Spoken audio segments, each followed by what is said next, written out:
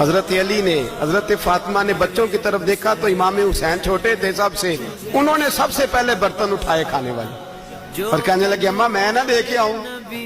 حضرت فاطمہ رشک کرنے لگیں، مصطفیٰ کے نواسے باہر گئے، اپنے حصے کا کھانا وَيُؤْثِرُونَ عَلَىٰ أَنفُسِهِمْ وَلَوْ كَانَ بِهِمْ خَصَاصَةٌ، اللہ فرماتے ہیں انہیں بڑی اشد ضرورت بھی ہو پھر بھی وہ دوسروں پہ اثار کر دیتے ہیں۔ وہ کھانا باہر امام حسین دے آئے، پانی سے روزہ کھولا، کھجورے کھائی، لیٹ گئے، سویرے کھجورے کھائی، روزہ رکھ لیا۔ شام ہوئی تو حضرت علی فرماتے ہیں میں پھر اگلے دن کے روزے کے لیے جوں لایا، فاطمہ نے پیچھے روٹیاں پکائیں، 2 دنوں کی بھوک تھی پر مالک تو بڑا بے نیاز ہے، آزمانے پہ آیا تو اس رنگ میں عین افطاری کے وقت دروازے سے آواز نکلی اور مانگنے والے نے کہا کہ بھوکا بھی ہوں اور یتیم بھی ہوں، یتیم ہوں۔ حضرت فاطمہ کہنے لگی بیٹا دیر نہ کرنا،